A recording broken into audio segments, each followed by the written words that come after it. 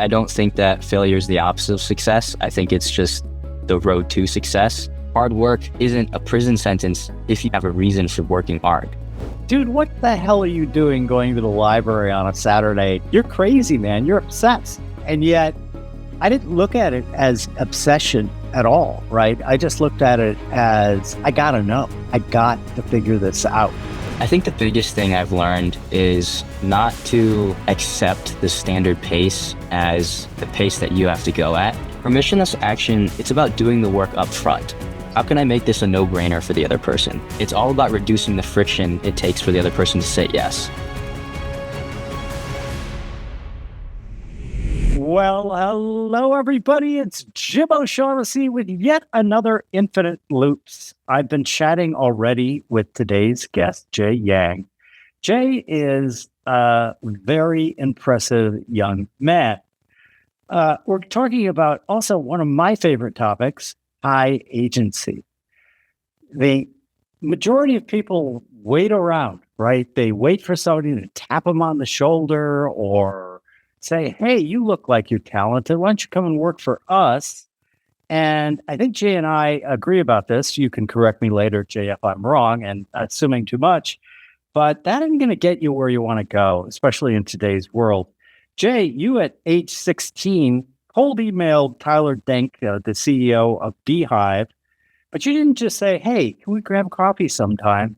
You actually gave him a concrete plan that led to an internship and a course, Beehive 101, that's helped hundreds of creators get more out of the platform. But you weren't just sitting around. At age 17, you sent one to Noah Kagan, a 19-page audit of his app that analyzed his email funnel, and you also included kind of ready-to-ship assets. It reminded me very much of a friend of mine who ended up in an incredibly huge success by doing that, a different version of that. What he did was when he would get anything in the mail, this is back in the Paleolithic era of the 1980s, when he would get like a bill in the mail, he would analyze it, find everything that was wrong with it, redo it, and send it to the company. And they ended up, in more cases than not, like literally hiring. And kind of like you, I think your result with the email you sent to Noah was becoming head of content and leading campaigns that put the book $1 Million Weekend on the New York Times bestseller list. But today, Jay, I want to talk about your book, You Can Just Do Things, The Power of Permissionless Actions. It's a field guide for stacking small, bold moves until something ultimately compounds. Jay, welcome. Thanks for having me on, Jim. That was an amazing intro. I've been a long time listener of the podcast, so appreciate you having me on. Terrific. Well, let's get into it, right? You've argued that preparation beats bravado, that speed through depth is a real thing, and that doors that many people just assume are locked, actually don't even have keys. And you recommend just try the handle. Elaborate on that for our audience. Yeah, that philosophy has been reinforced in my life. The older I get, the more I realize that a lot of the opportunities that we want in our lives aren't handed to us. They have to be created.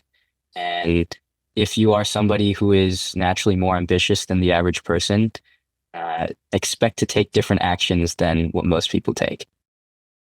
One of our North Stars at O'Shaughnessy Ventures and Infinite Loops is compounding knowledge, skin in the game, have to be married to action, right? They always have to be, because otherwise you're just playing with yourself, right? Like you can sit and daydream all day long, even if you've got great ideas.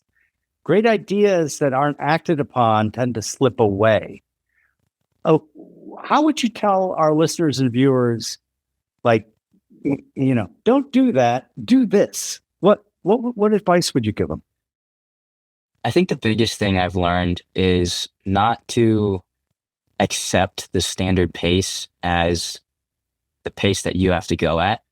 I think a lot of times we grow up and it's like you have to go to college and you have to study for 4 years, and then you have to get an internship, and then you have to get a job, and then you have to, put your head down and work, and then and only then will you get what you want out of your career and out of your life. And a lot of what I've learned is that instead of accepting that the standard pace is the only pace for you, it's realizing there is no speed limit, and it's asking yourself, what's stopping me from going faster? Like it's that question, like, how can I achieve my 3-year goal in the next 3 months? It's constantly asking yourself, is what everyone else is telling me to do actually right for me? Or am I just outsourcing my thinking to parents, teachers, or society? And I've thought a lot about that, right? And one of the things that I've concluded is all of us, myself included, are far more influenced by the reigning ideas of our era than we might like to admit. And I often think, if you went back 500 years, you would be such a fish out of water, because ideas of what's right, what's wrong, what's the correct path, what isn't the correct path, were very, very different back then, right? And so I definitely believe that it's going to take true action and effort on the person's part to be able to say, you know what? For many, many people, yep, that traditional path makes a lot of sense, but it doesn't make sense for me, right? Like I was very lucky to kind of come of age when it wasn't like, what? You're not going to get your graduate degree? You're not going to get your PhD? Like, you're crazy, man. When I formed my first company, O'Shaughnessy Capital Management, I was 28, 29. And this is in 1988. And I had a friend who was just like, wait a minute, so who are your backers? And I'm like, well, I don't really have any backers. And he's like, that simply isn't done. Like, you can't just start your own asset management company. And I went, well, I did. so we'll have to see where that goes. But like, talk a little bit about when you say permissionless action, right? I know what you mean, but elaborate on it for our listeners and viewers. Yeah. Permissionless action is this idea that it's about doing the work up front. I always say that if you want to have an opportunity, the best way to create that opportunity is to do the work up front. It's to show that other person that, number one, that you want the opportunity, and number two, that you can do the opportunity. And so doing the work up front might mean doing your research on the company you want to intern for, or putting together a pitch deck with your favorite entrepreneur and dissecting his entire social and email funnel. It might be doing your research on the founder and figuring out what problems he has in his company. And so the question I always go back to is, how can I make this a no-brainer for the other person? And I always like to say empathy is the greatest asset you can have as an entrepreneur, marketer, and just human being in general. And so it's all about reducing the friction it takes for the other person to say yes. And so when you take permissionless action, when you do the work up front, it makes it super easy for the other person to say, oh, this guy knows what he's talking about. Or this girl, like, she really wants this job, or she really wants this opportunity. And so that's what permissionless action is. It's doing the work up front. Yeah, I'm a big believer in that as well. But consider, like, when I was still running an asset management firm, we would have candidates who were being considered for sales jobs, right? And they made it all the way through. They made it all the way through my colleagues and everything. And they didn't ask for the job. And I kind of like made that a litmus test, i.e., if you're a salesperson and you make it all that way, and then you fail to ask for the job, you haven't done the sales job properly. And the more I thought about it, the more I think that there are these kind of, like what we were talking about just a minute ago, these kind of invisible societal barriers that seem to affect a lot of people. They're like, oh, I gotta wait until such and such or so, and They make their life conditional. And I think if you make your life conditional, I'll be happy when, be a success if, you're probably going to be disappointed, in my opinion. I think that one of the things that appeals to me so much about your message is, and it's right there in your title, hey, you can just do things. And but they're like, walk me through. Have you ever had somebody who read the book and kind of like took issue with you? And they're like, Jay, well, maybe you can just do things. But, because I'm fill in the blank, right? I'm this, or that. And these are all kind of limiting functions. I can't do that. Well, what do you tell them? Yeah, I actually had a reader email me that about a month ago. She was like, it's easy for you to say, Jay, like you're a guy and you grew up in like a, well-off household and you just, you're just privileged. Like, what about me? Like I'm a 45-year-old mom. I've got kids. Like I can't just do things. I have obligations. And and I do feel for that. Like I think, everyone starts off with different circumstances in their life. It's that type one luck, like things that are outside of your control. Um, but things that aren't your fault are your responsibility. And what I've slowly realized is that when you say it's easy for you to say, you're placing your own agency onto the other person. You're not giving yourself agency. And so the question I would ask is, who wrote the mental software that's running through your mind? And are you sure that's what you want running in your mind? And so if you're constantly thinking, oh, I can't just do things, or someone else, they're just lucky, or, like things don't go my way. Like, are those really the thoughts that you want in your head? And so, um, yeah, it's realizing that, what if it is that simple? What if it's as simple as realizing that you can just do things? Yeah, the angry man lives in an angry world. The sad man lives in a sad world. The happy man lives in a happy world. And the self-talk part, I think, is incredibly important. You are essentially programming yourself. Listen to what you say to yourself and say, if I was saying that to someone else, would they think that that was a good thing for them? The Mm. answer with a lot of these limiting beliefs is absolutely not. And yet there does seem to be this sort of pervasive attitude. I joke about, like, often school is their attempt to install the one correct answer machine in your head.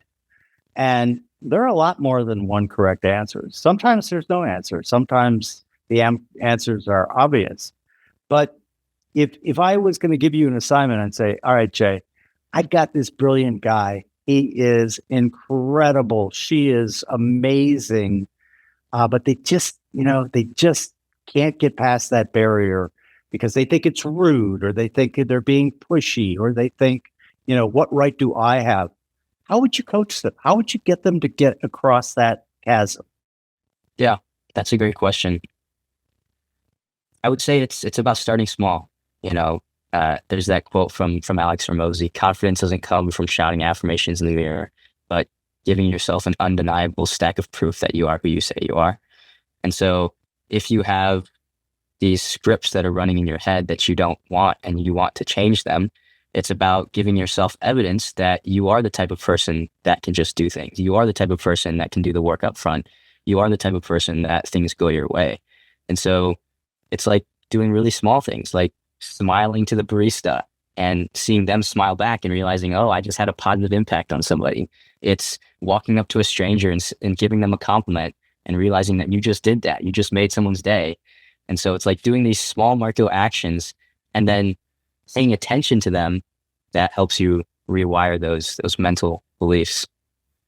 I think that's great advice. I think a lot of times in people that I've chatted with about this, people kind of start out way too big. And, then that often leads to failure. And then they're out, right? Like, I'm out. As I was saying before we started formal recording, the math is pretty simple, right? If you wait around to take your perfect shot on goal and you only make 10 shots, even if you're 80% correct, you've made 8 goals.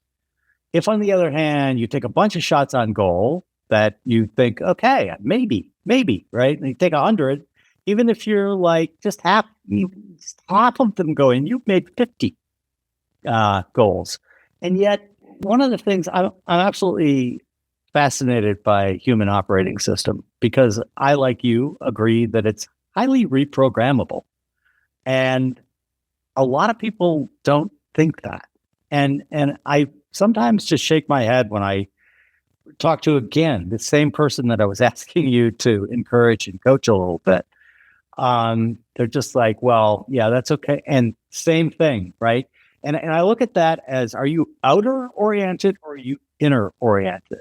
Like, I've been lucky to be inner oriented for most of my life, right? And one of the things you see when people are outer oriented, it's like, well, that I didn't succeed because, and then they point a finger outwards, because that person was mean to me, or, that person just doesn't get it, or, all of the excuses, right? And one of the things that I decided to do early in life, and I was very lucky that I decided to do it, is I took the idea, everything is my fault, and I took it seriously. And people are like, well, just faults. And I'm like, no, by extension, successes too. But, the old adage, success has a million fathers, failure is an orphan. And that's why I said everything is my fault, right? Because it really internalized for me. At the end of the day, really, it is my fault. If I wasn't persuasive enough to get that book contract, or I wasn't persuasive enough to get that person to trust me to manage their assets, that's my fault. That's not their fault. Are there any other ways that you can upgrade, your internal human OS, your mental models, that would be able to at least soften that urge that many people have to, like, oh, it's their fault and I'm going to blame them? I like to think of it in inputs versus outputs. And so a lot of low agency people track the inputs. It's like, oh, I worked hard on this. I spent 10 hours on this, so I deserve to be successful. Like, why isn't the world responding the way I want it to respond? Because I put so much effort into it. And what I've observed is that high agency people focus on the outputs. Did I actually get what I wanted out of this? It's that Naval quote, the only true test of intelligence is whether you get what you want out of life. And I think when you operate with that mindset, it's about what actually happened, or the result, more so than what you put in. That's when you start to realize that everything is your fault. Everything is your responsibility. And so that simple reframe of, like, you are both responsible for the inputs, but more so for the outputs. Like, obviously some things are outside of your control, but so the things that are, it's like, did you do everything you possibly could to control the outputs? And, like, the questions I like to ask myself are, how do I increase the likelihood that this is a success? And how do I decrease the risk of failure? And so then every decision you make, you filter that through that lens. It's like, well, does knowing what you want increase or decrease the likelihood of getting what you want? Well, probably increases it. It's like, well, once you know what you want, does learning from those who have what you want increase or decrease the likelihood that you get what you want? Well, probably increases it. It's like, does getting over your limiting beliefs and taking ownership or agency over what you can control, does that increase or decrease the likelihood that you get what you want? And you go down this list of every single decision, every single thing that goes on in your life. It's like, does this increase the likelihood that I get what I want? And does it decrease the risk of failure? And I think that simple reprogramming has played a tremendous role in how I view the world. Yeah. And I often say that it's the difference between a probabilistic mindset and the deterministic one. My joke is that many of us are deterministic thinkers living in a probabilistic world, and often hilarity or tragedy ensue. And so what do you do when you've done all that and you've done the work ahead of time and you've minimized the chance for failure as best you can, but you fail anyway. What's your framework for both dealing with that and then moving on? Yeah, I just chalk it up to the game. I don't think that failure is the opposite of success. I think it's just the road to success. I think the only true failure is failing and then quitting or giving up because you got discouraged. And so I view all failure as feedback. It's like, I didn't get the outcome that I wanted. Well, why? Like, how can I improve next time? And so it's more like, when you view it that way, is like everything is reps. Everything then becomes reps. And I think, you and I both are writers. You kind of view anything as something that you could potentially write about. So nothing really is a failure. It's like, if you tried something and you failed, it's like, well, that's a great story I can write about. And it's like, you approach that with like, everything works out in your favor. And so when you have that mindset, there really is no failure unless you stop. Yeah, failure is a ladder, right? And failures are portals of discovery and opportunity, in my opinion. Now, you don't want to keep making the same mistake, right? So my friend Jeremiah Lowen would call novel mistakes are like incredibly magical things, because you're like, oh, okay, what can I learn from this? And, it got me to do postmortems on the many, many times I failed at something I was trying to do. And it just makes you better for the next time around, right? Because it's like, this pattern looks like that one where I totally shit the bed. Maybe I'm going to approach this in a different way. But I think at the heart of this, right, is our emotional regulation of how we look at the world. My son Patrick has a friend who has this great distinction. He calls people pre-fall or post-fall. Yeah. And I really enjoyed that, because pre-fall, that's when you're filled with piss and vinegar, when, my shit doesn't stink and blah, blah, blah. Post-fall is you've gotten hammered in the face many, many times by reality, and you've learned some humility, and you've learned that you are not God's gift to creation, and yet you continue to persevere, right? And like, we do a lot of early pre-seed type investing, and I really want to find post-fall founders, because they have learned a lesson that you can't teach them. They have to experience it themselves, right? And what would you say to the pre-fall guy who's listening to this, or woman who's listening to this right now? Like, as I just said, we can't teach them that message, but you can maybe encourage a way of looking at the world that will make their fall hopefully a little more gentle. Maybe we'll throw a couple of mattresses down on the floor for them rather than having them hit the concrete. Yeah, I like that frame, pre-fall versus post-fall. I just think it's the only thing you can tell them is to expect it. Like, it's going to happen at some point. And when it does happen, realize that how you respond is what truly makes who you become. It's like, character isn't tested when things are easy. It's like, character's tested when things are hard. And so it's like, right now I'm training for a marathon, and this past week I got food poisoning, and it was awful. Like, things were coming out of every hole in my body. It was terrible. Now that I'm like all better, it's like, well, I can let that affect the rest of my training. I can say, oh, well, there's only 40 days left. I'll just put it in. I'll just show up. Or you can see that as just another part of the process and not get too emotional about it, because things like that happen. So you can expect it, and then you can choose how you respond. It's like, okay, I've missed a week. I'm going to go even harder this week to make up for it. And so I just think it's like, how you respond shows who you truly are. Yeah. Carl Jung has a great line, which is, you are not what you say you will do. You are what you do.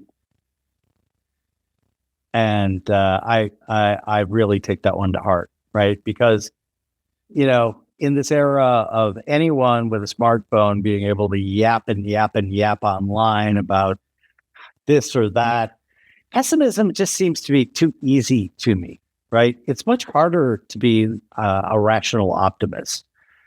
It's pretty pedestrian and simple to be able to find problems in anything if you go looking for problems. It's also a shitty way to program your mental model, right? Because if you're only looking for the problems of a situation, guess what? You're probably not going to try that particular thing because, that'll never work, right?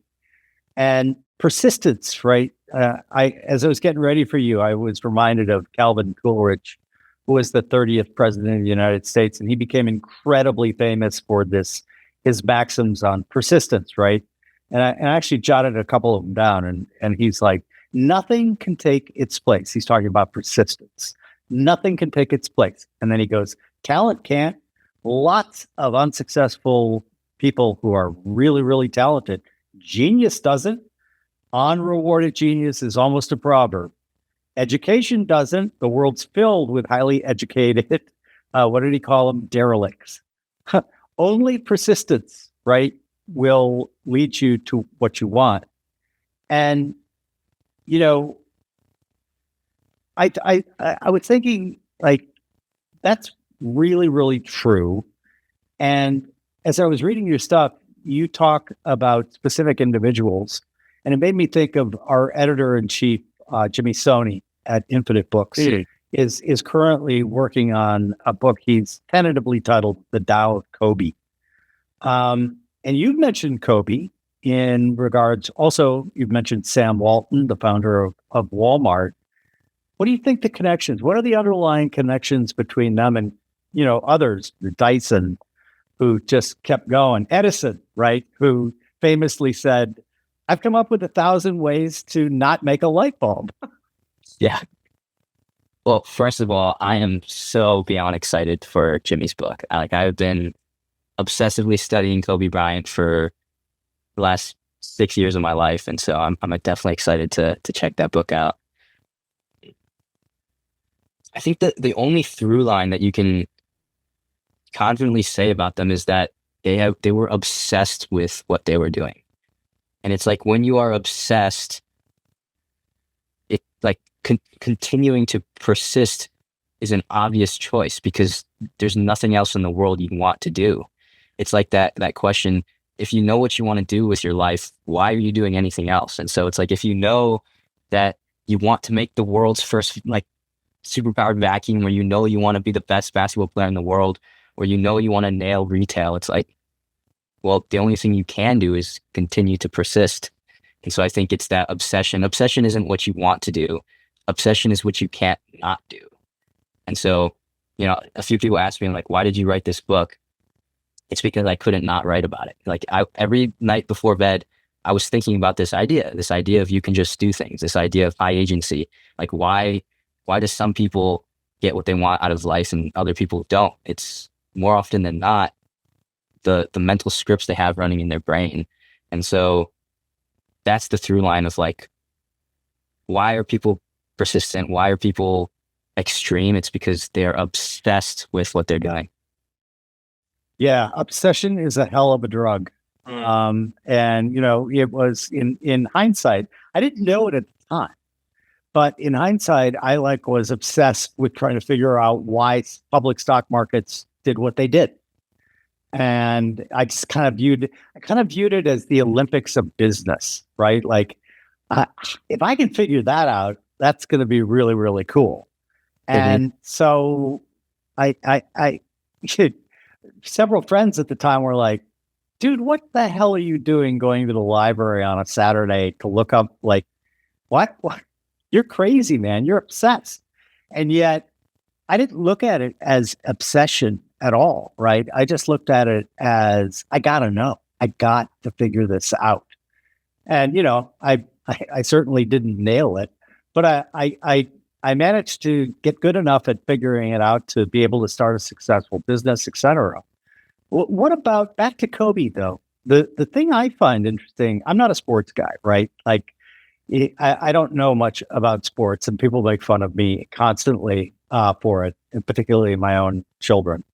But what really fascinates me about Kobe is he was a polymath. Most of the Jimmy's forthcoming book on the Tao of Kobe is not about sports at all. It's about Kobe's, multitude of ideas and things that he had cooking. Do you think that that's another trait of the type of person who ends up being high agency? I think high agency people are naturally more curious about the world around them. Because they question the visible thing that they see in front of them and want to go deeper, they naturally, I think, are more interested about other areas. And so, yeah, I mean, when I was studying Kobe, like, he was an avid writer and he got into meditation, and he would go seek out like the composer who did, the Star Wars soundtrack. Like, he wanted to be around other high agency, obsessive, curious people. And so, yeah, I think there's definitely a through line there. And I completely agree that curiosity is like magic. And by that I mean everyone that I'm working with now at O'Shaughnessy Ventures, like the through line there is that they're all intensely curious about a lot of various things in life, right? And what's interesting from my perspective as the head of the company is that when you marry intensely curious people, but people who are intensely curious about different things, you get oftentimes this wonderful synthesis where again, back to Jimmy, he's not paying me to mention him continually here. But we have a fellowship program, as you know, and last October we had a gathering of people, OSB people and the fellows. And Jimmy sat with a scientist who was explaining her concept to him. And then he asked her the question that she'd never really even thought of. And it was, okay, so how are you going to market this? And she kind of was like, I hadn't even thought of that. Anyway, long story short, he spent like an hour and 45 minutes with her. And she found me afterwards and she said, I just got to say, I like the price of the ticket coming here. I just earned 10 times that by being able to do this with Jimmy, because she goes, honestly, I wasn't even thinking about how to get other people interested in my invention here. And he kind of gave me a master class on how I could do that. So one of the things that I've learned and seen intensify is when you get these intensely curious, high action people together, the cognitive diversity can really lead to like really cool things. Have you experienced that? Have you ever worked with somebody who is kind of just as obsessive and persistent and curious as you are, but in a very different area? And you like, wow, I would have never thought of that. Yeah, all the time. I think what's special about being online and on Twitter is there's just so many other people who are obsessed with what they're doing, and so it's an insane opportunity to learn. One of the past guests you had on, Tommy Potter, like, yeah, I went to one of his retreats as well, and that was one of my favorite things ever because there were so many other young people who were high agency and building things in completely different verticals that I was building, and just to be able to sit around in a circle and share about what we're building, and then share our problems and have everyone chime in and talk, and even aside from that, just like talking to them about religion and philosophy and like relationships with other people who are from all sorts of places with all sorts of different backgrounds and perspectives. I think there's there's something underrated about being in a room like that. Yeah, I totally agree. And it just invites serendipity, and increases your surface area of luck, I think, manyfold. Um, let's go back to permissionless action. What does that look like in the era of AI? I mean, because OSB, for example, we are an AI first company. Everything has to have an AI workflow built into it because to me, I've been around a while, and like the impact that AI will have, I think, is probably even greater than Gutenberg. And a lot of people just are either afraid of it, don't get it, think it's kind of cheating. It's like, for example, I'm taking a stab at writing a fictional thriller. I've never done that before, but am I using AI? You bet your ass I'm using AI. I was able to do what in an earlier non-AI era would have taken literally months of research.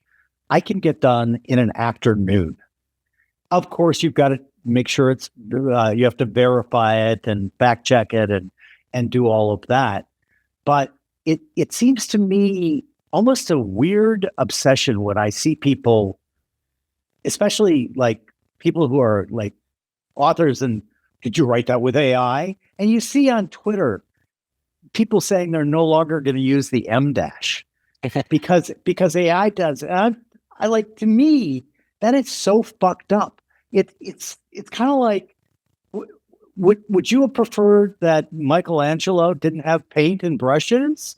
Would you prefer that, like, symphony, when radio came on the scene, right? Symphony orchestras took out full page ads in newspapers saying how that wasn't real music. The only way you can listen to real music is to do it live. When I was a kid, the only thing I wanted when I was 10 in 1970 was a calculator, because back then they were like the shit. They were just coming on the scene. And then you got this huge backlash. You can't use calculators in class. That's cheating. It's like, you often hear people say that about AI in writing. Do I take my raw chapter that I've written and put it into AI and ask for improvements every single time? Does that mean they're all good? No, many of them aren't. But they give me a jumping off point to be like, oh, wow, I thought about that connection.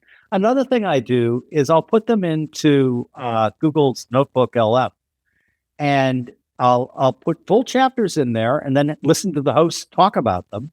And guess what? I have gotten more good ideas that did not occur to me by just taking the thing I wrote, putting it in there, and seeing the way that those AI hosts interpret it. I'm like, oh, I hadn't even thought about that. That's what a great idea. But back to AI, right? AI models can summarize, pattern match, they can simulate expertise. How are we humans going to be able to get others to recognize, hey, it's me? In terms of, we now have like limitless graduate students in our pocket whose work is pretty damn good. What advice would you give there? How are you using AI, for example? And what would you tell other young people who might be struggling with that? Yeah. Well, first of all, I completely agree with you. I think, like, I use AI. I talk to AI probably more than I talk to humans on most work days. Me too. And so, like, people often will ask, well, if you used AI to help you write or research, is it really your stuff? And I feel like the analogy I would counter that with is like, well, I used a calculator to solve this math problem. Was it me who did the math? Like, in some sense, does it matter? Like, you got the outcome that you wanted to get. And so, like, I use AI all the time. So I'm writing my second book. And so AI is currently helping me with the research process and the structuring process. And I find that it is a incredible, like, it's taking the job of an entire research assistant, probably two. And so as you mentioned, I think throughout history, humans have always been averse to change and to new things. But as long as it's humans with tools against humans with tools, it's the humans that embrace the tools more efficiently and more effectively that will beat the humans who don't. And so if you are a young person and you're not using AI, even just to ask silly questions and to familiarize yourself with the technology, I think you are going to be surprised by how fast you fall behind those who do embrace it. Yeah. Again, we're very simpatico on this because it makes me a little crazy though, because what it is it seems to be a philosophy that wants stasis, right? That wants you can't use that tool. That's what we're talking about here, right? We're talking about tools that can help us. And it just seems so bizarre to me when people get really emotional about it and that's not real writing or that's not real art or, fill in the blank. And, it reminds me of, I was saying to a friend yesterday in conversation about this, actually talking about being excited to be able to chat with you. And it reminded me of the idea of, hey, we can't, this fire thing, it's way too dangerous. It's way, way too dangerous, man. We got to ban that stuff because, man, is it dangerous. And it just seems to me that, by the way, I mentioned Gutenberg earlier. Do you know how many people were opposed to the advent of the printing press? A huge number of people. Guess what? Guess who was most pissed off? The scribes. Because, but the innovation, every tool has its positive and its negatives. And I'm not saying AI is going to be the absolute best and it will, solve everything. Of course, it won't. It will hopefully lead to newer and much better problems, right? Than we had before. And yet we have this kind of kink in human OS where I'm shocked where otherwise like creative people are, I was talking to one of our editors at Infinite Books, and we have an AI tool that ranks, we call it the portal, and it ranks manuscripts on a variety of categories for us. It's just a first pass, right? But one of them is an AI detector in there. And I'm like, why do we even have that? And he laughed. He goes, because man, there are some people right now who, they're great thinkers, they're great writers, but like they have this thing against AI. And I can't get my head around it. It just seems so limiting to me. It's kind of like if you have access to a tool where you can 10x your output, like use that tool. And it seems to me that it's almost kind of like a Kantian category error, in my opinion. And by that I mean it's like it's the ideas that I'm reading in a book or watching in a film or listening to a podcast that matter. I don't really care who or what wrote them. They're good ideas or they're bad ideas or they're just so ideas. But this bizarre obsession to me with the tool used, as you mentioned, right? You use the calculator. Does that mean I didn't do the math? And do you think that's just yet another of these self-limiting things that we impose on ourselves? I think it's this idea where humans conflate things that are hard for things that are good. It's like if I wanted to get to a far off location, I could ride a horse or I could take a bullet train. And it's like, does riding a horse make me a better person because it was harder?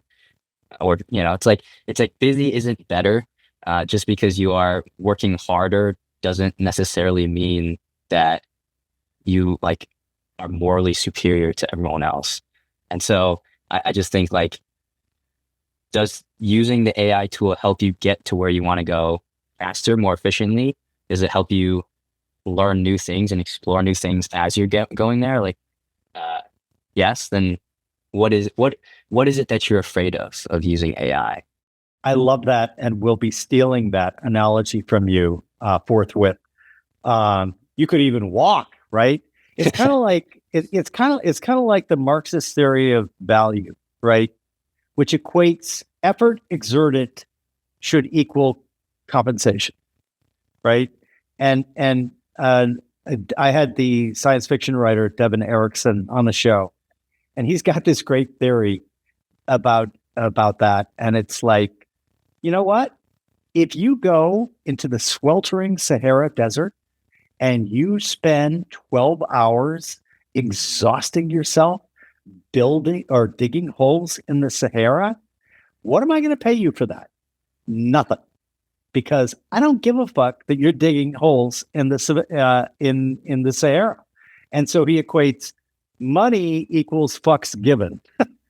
and I think I love that because it's crass, but it gets right to the point, right?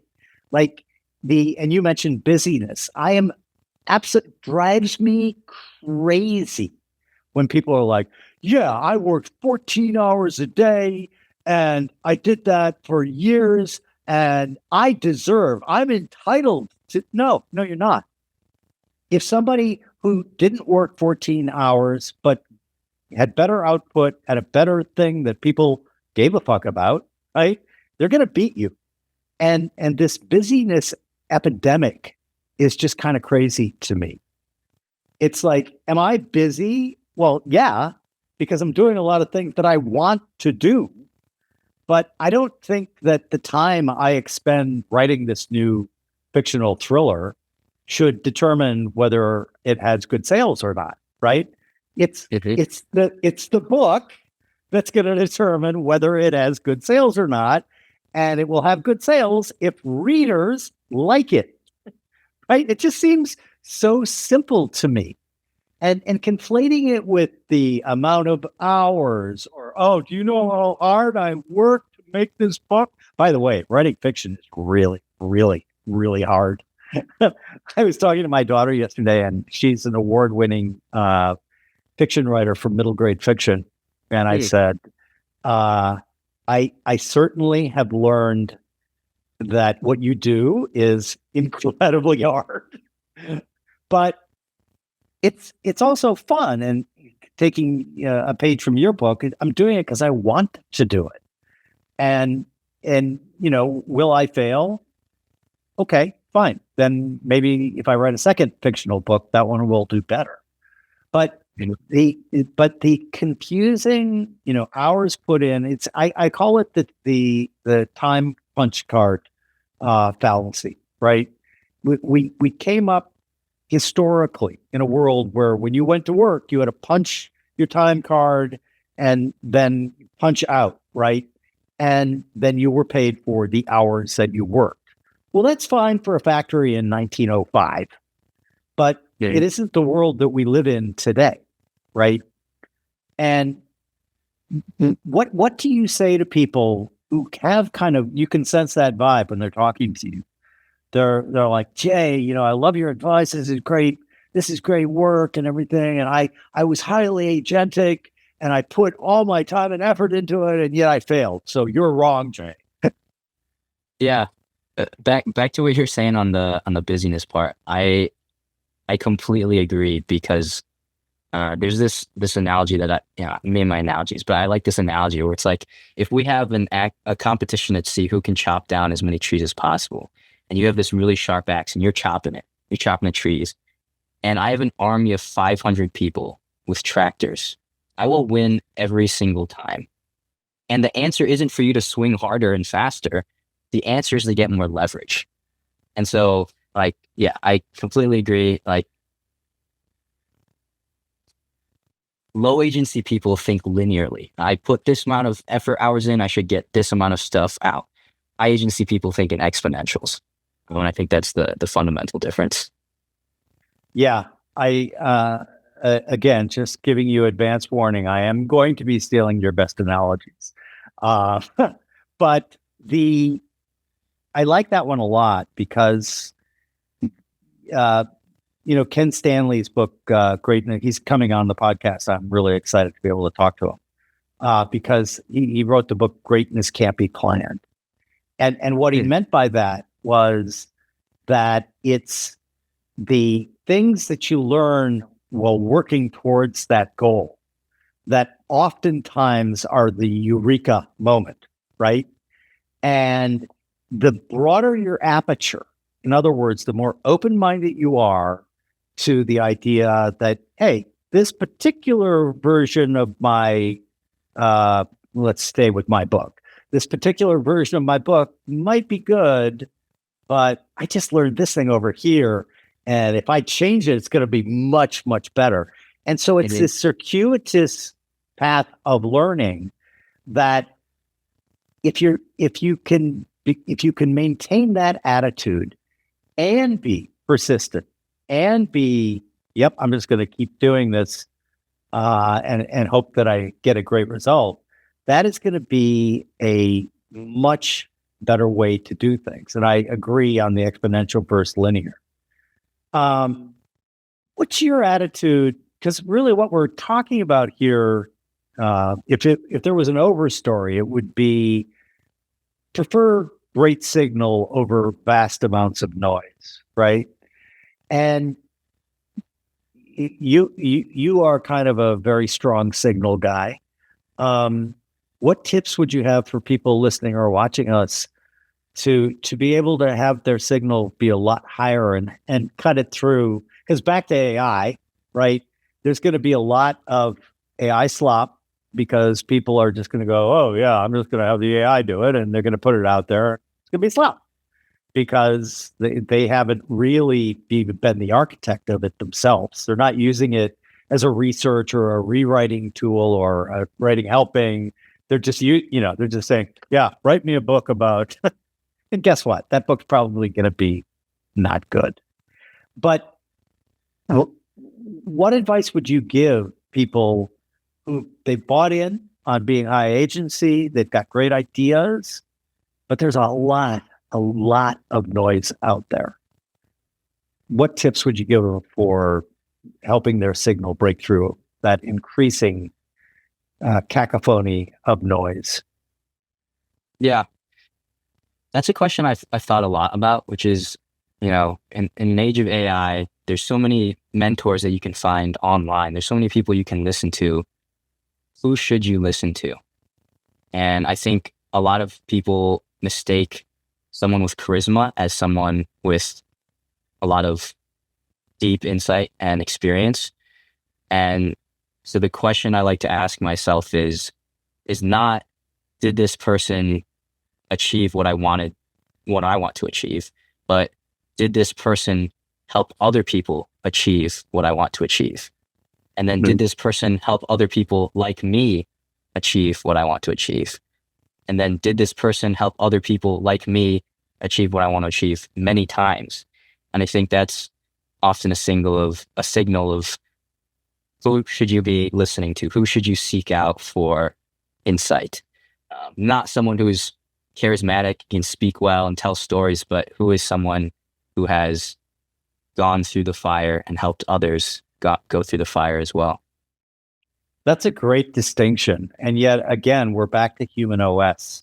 And I'm baffled by the amount, like, I think doubt is uncomfortable and sometimes unpleasant, but certainty is insane, right? Like,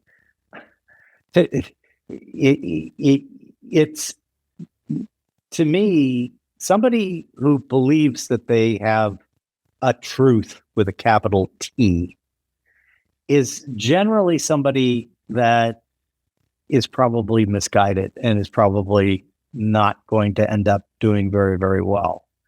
And that's not me being nihilistic and saying there are no truths. It's me saying that you're probably much better off in terms of doing it the way you've just described, right? And yet, who do we elect? We elect the people who give that speech that they're certain. Who are we charmed by? The charismatic talker who's really wonderful at telling wonderful stories, and you just feel so good listening to them, etc. And that does seem hardwired into our human OS. I mean, I know you do it. How would you encourage others who really like that charismatic YouTuber or podcaster or writer to go about finding the nearest neighbor to what you're looking for? I myself have an idea about it that does involve AI, but I'd like to hear yours. How do you go about finding that person? Yeah.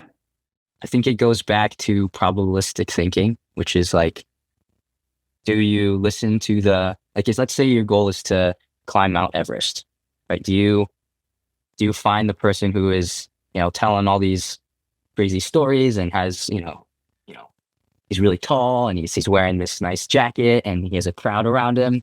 Or do you go look at that person who's sitting off to the side, who you can tell his calves are just like really built, like he's kind of sitting off to the side drinking and drinking out of a metal canteen. He's got his big pack next to him. He looks tired, like he's gone up the mountain several times. It's like, who do you listen to? Do you listen to the person who you can tell is trying to put on a show, or the person who has gone up the mountain several times, has taken people with him, and isn't trying to look for attention? And I think, maybe a hot take, but most of the people that you can learn the most from actually aren't super huge on social media. They don't have huge followings. They're not going viral. They're the operators who have been in the trenches and have been quietly compounding their years of experience in the dark. And so if you can find those people, I think you'll be way better off. So in other words, find Tenzing Norgay, not Edmund Hillary, right? Tenzing Norgay was the Sherpa who got Hillary up to the top of Everest. And yet Hillary became the very famous one, at least in the West. Whereas Tenzing was like, yeah, do this every day, man. But on that point, doesn't that conflict a little bit with your work, your idea that people should work in public? Yeah, I think the difference is the person who is trying to be charismatic and posture and put on a show, they're doing it for the sake of attention. Whereas the people who build in public, the people who work in public, they're not trying to teach things. The lens is different. Like when I wrote my book, I wasn't trying to say, hey, I'm the guru.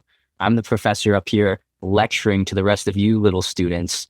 It's more like you're the guide, not the guru. I'm that kid in the back of the class who's, taking this class before, and I'm just writing down things in my journal, and then I'm sharing, hey, friend to my left, hey, friend to my right, here's what here are my notes. It's like, this isn't the way or the best way or the only way, but I took this class last year, here's what's worked for me.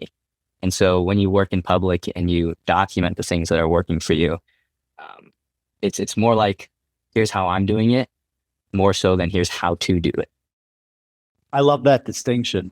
And, if I was going to put you on the spot and say, hey, can you build a template right here, a repeatable playbook based on, maybe we'll just take your email breakthroughs.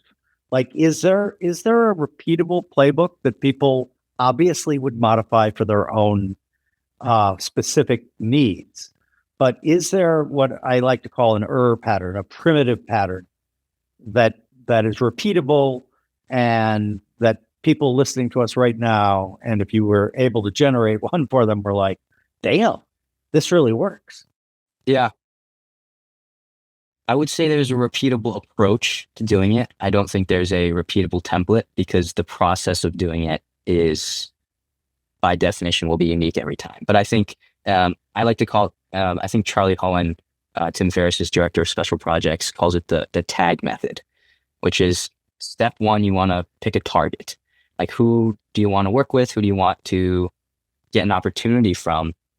And so right off the bat, I like to choose people who are 1 to 2 steps ahead of me, not on the top of the mountain.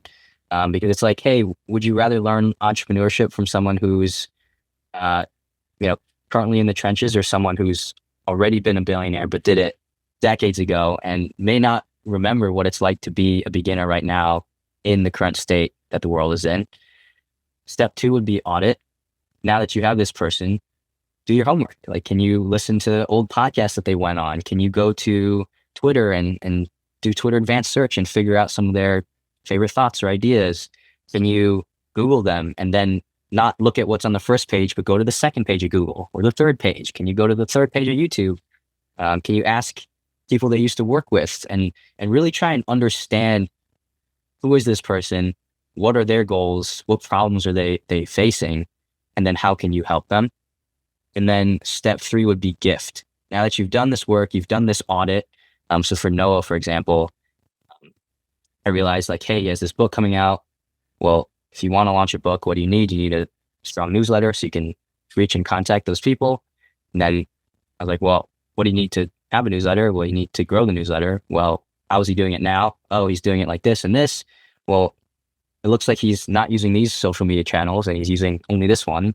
What would happen if he did this? And then, well, if we did use these channels, well, what would that look like? Okay, so here's someone else who's been doing it. Well, here's how we can do it for you. And then when you do that audit, you showcase your thinking. It shows that you want the job because you're doing the work. And then it shows that you can do the job because you're actually thinking like as if you were already having that opportunity. And then step 3 would be gift. Give that for free, no string attached. I think the exact line I used was, like, here, I made this for you because I've been loving your work for the last few years. If you like it, let's work together. If not, no harm, no foul.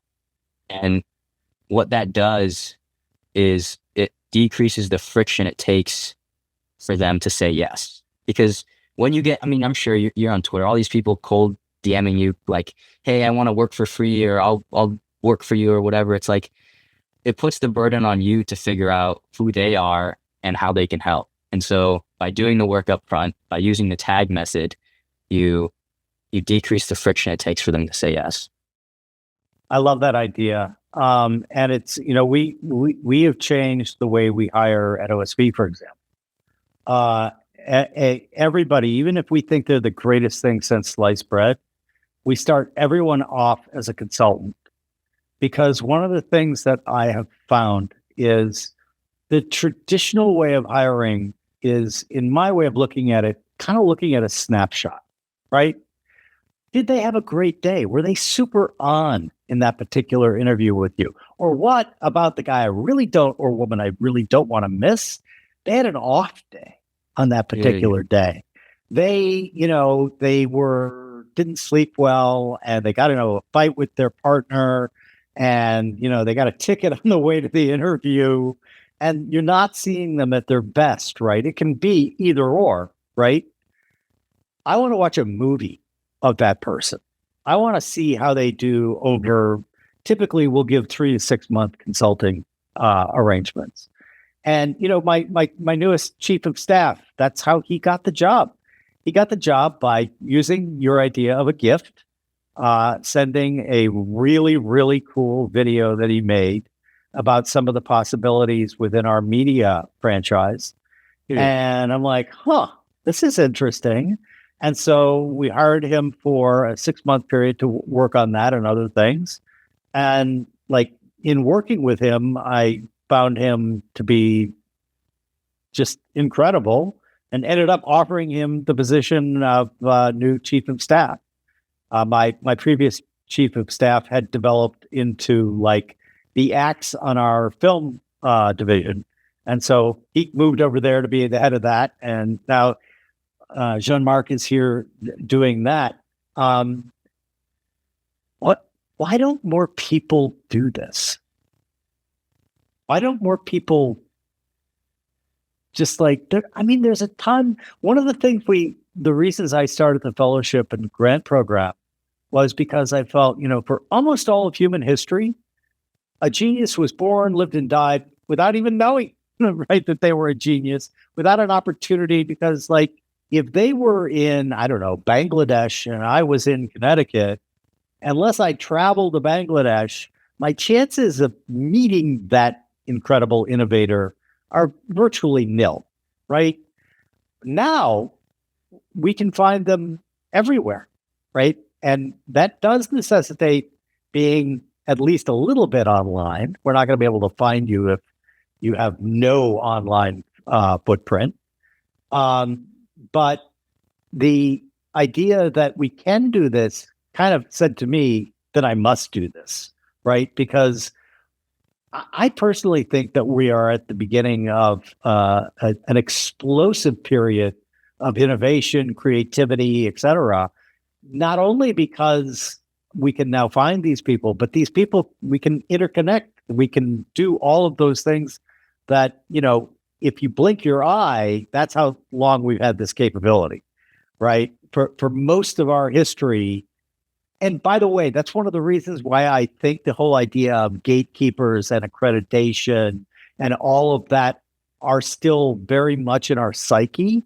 Because in the old days, like, you couldn't do an online search, you couldn't do all of the things we're able to do now. So, you had to have something. And so we Mhm. went the route of accreditation and, who your references were and did you make it past the gatekeepers and all that. That's still in our cultural DNA.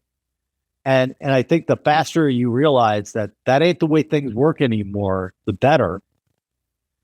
But, you know, another great way to learn, in my opinion, my friend David Senra, I'm sure you're familiar with his podcast. The guy's a maniac, and I love him for that. And you can learn more, in my opinion, just spending an hour with David because he did all the heavy lifting for you.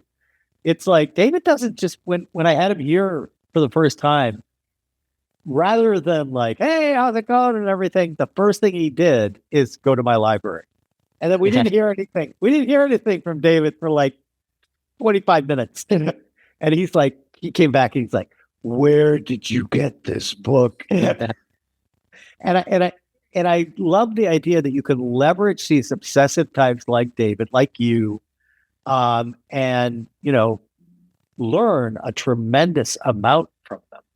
But I'm reminded of one of my favorite philosophers who masqueraded as a science fiction writer, Douglas Adams, who said, it is remarkable that the species, we humans, who have the easiest path of learning from the experience of other people are remarkably disinclined to do so.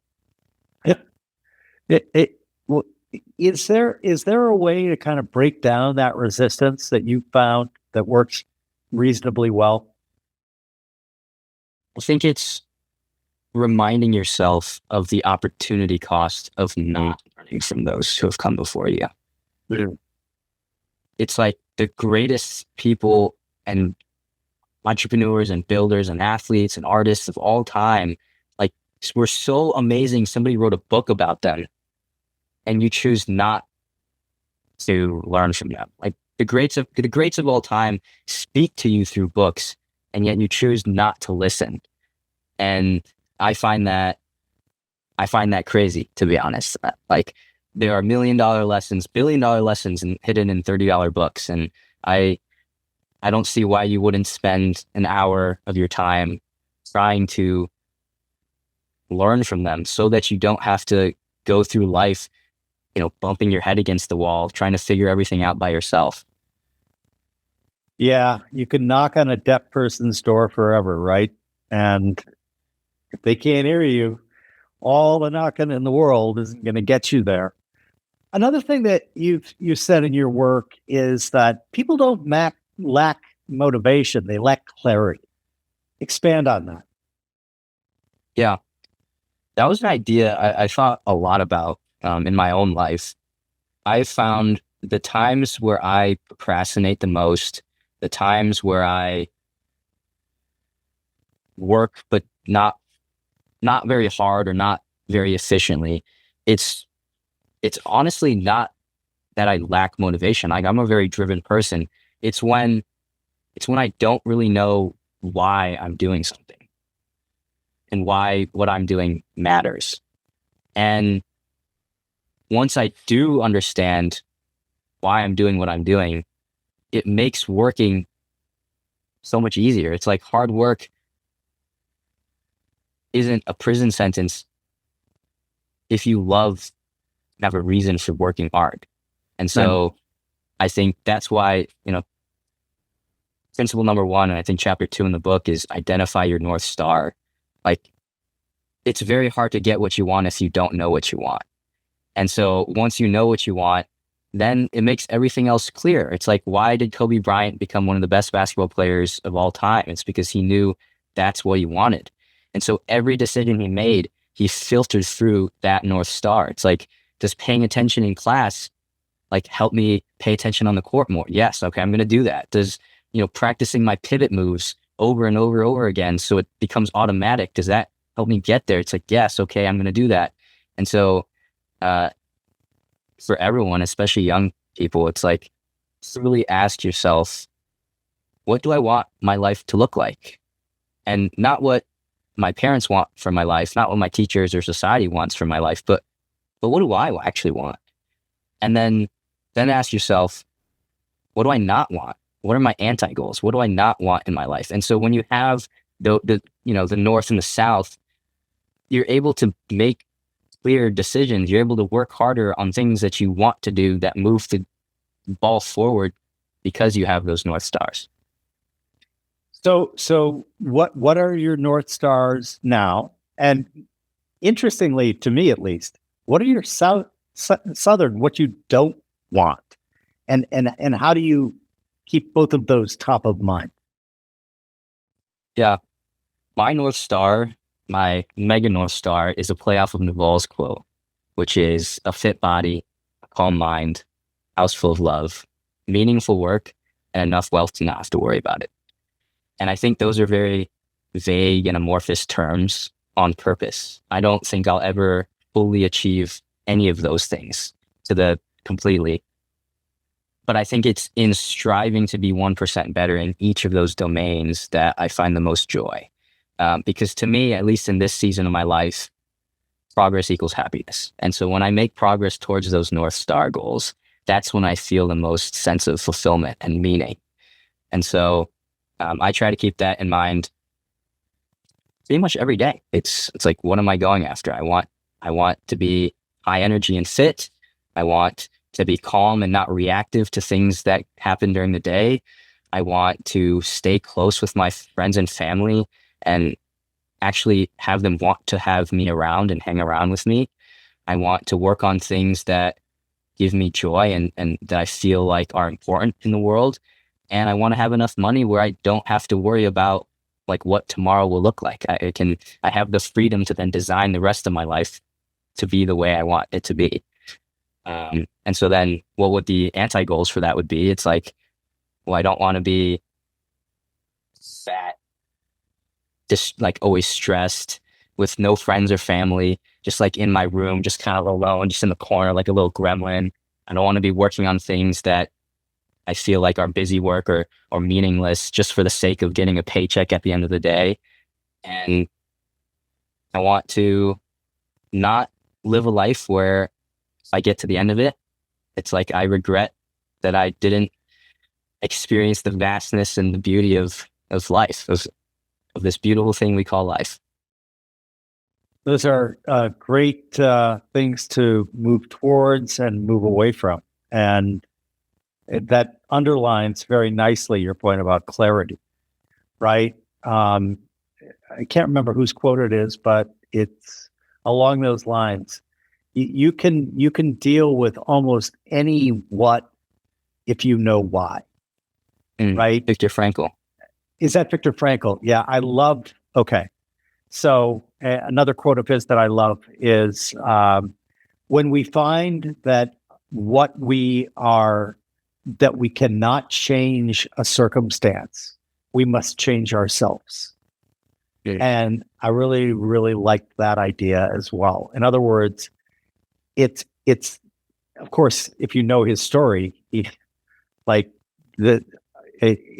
brings, like, if you're not crying when you're reading Man's Search for Meaning, and certain parts of it, you don't have a heart because he went through horrible, horrible things during the war, and yet came out the other side this amazingly inspiring human being. And because he found his why, right? And I think that might even be really good advice for people listening to us and watching us right now. It's like, if you can't immediately say what your why is, you might really, really want to think about that, because you can get, these fitness landscapes, right? People oftentimes, when they're young and they haven't like had the full experience, like they're like, well, I want all those things, but I want, for right now, I'm going to take this job at McKinsey or one of the big consultants because I'm going to make a lot of money. But then after I make the money, then I'm going to go and do what I really want to do. And that very rarely happens, because guess what? People forget about the path dependency, right? So you take that high paying job, and I'm not going to just pick on consultants here. You take some high paying job that you don't really want to do, but you're good at it. So you take it, but then what happens? You get married or you find a life partner, and maybe you have kids. And well, the kids have got to go to this great school, which happens to cost, thousands and thousands of dollars. And well, we really should join, that club over there. And then all of a sudden, what's happened to you is you've reached the top of your fitness landscape, and you're like, oh shit, if I stop doing this and go do what I say I really love and want to do, there's going to be a tremendous amount of collateral damage there. And, I've actually seen in real life it lead to like divorces and all of that type of thing. And so know your why seems like really good advice to me. And also, be calm and carry on, right?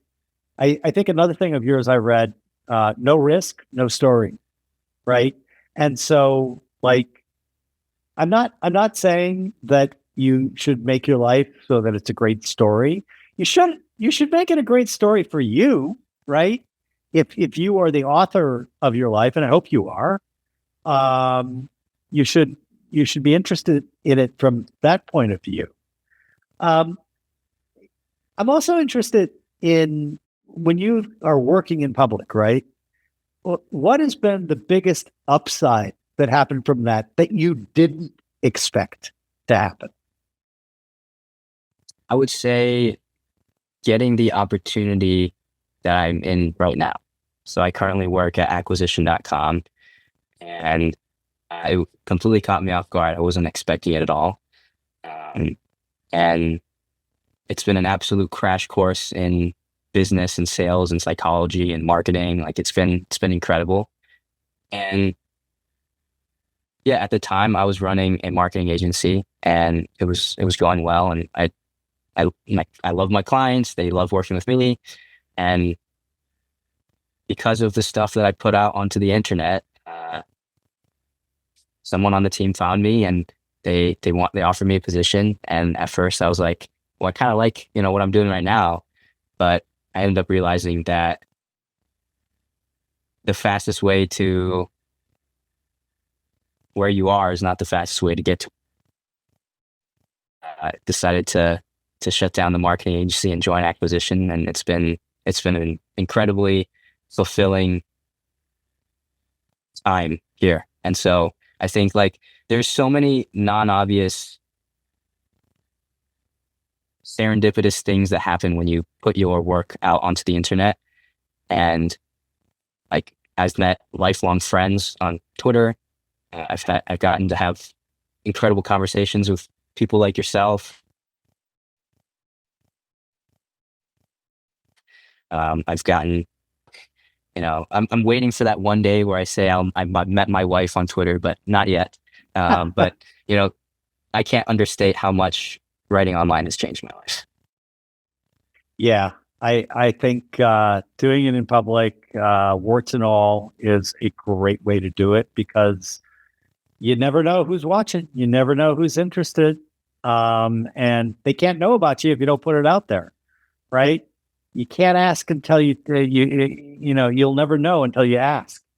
And if you don't ask, if you don't try that handle, to use your metaphor, like that door has remained forever locked to you. You mentioned you're working on a second book. Same concept or completely different? Similar. So the first book was about how do you create opportunities without waiting for permission. And the second book is, oh, okay, you've gotten this opportunity. Well, how do you stand out within the opportunity that you have? And so it's kind of like the situation I'm going in now. It's like I'm working at acquisition. When everyone else is great and everyone else is an A player, how do you stand out? And so that's the big question for the next book. How do you make yourself impossible to ignore? I love that theme. Can you give us a hint? Just give us one way to do that so our listeners will rush out to buy the book to see all the rest of them? I will say descend into hell to create heaven. I love that. Yeah. So you got to be Dante and go all the way. I used to joke that I personally have a block of ice right next to Satan waiting for me in hell. That's a great one. When do you think that book will be coming out? Not anytime soon. I think I'm taking more of my time on this one. I want to weave the stories a little bit deeper than the last book. So the last book was more for a lot of people at the time. It was for young people in college. People don't read a lot, and so it was meant to be short, meant to be like you can read it in a day, like get in, get out. I think this next book I want to be more intentional about interweaving the themes a little bit better. Very cool, Jay. I think you are an amazing sort of North Star for a lot of people your age. At least I hope you are, because there's never been a better time to be young and have access to, like, oh my God, all of these tools. Like, I'm 65 years old and they excite me every day. Okay. I can't imagine what it must be like to be your age and just think, holy shit, like, look at all the things that I get to use and play with and use these tools to get what I want. And the thing that's going to block you is what you're writing about. You've got to take the plunge, right? You've got to take that first step. And I highly recommend that people of all ages read your book, because it really makes its points elegantly about, and unless you are high agency, the world's going to pass you by.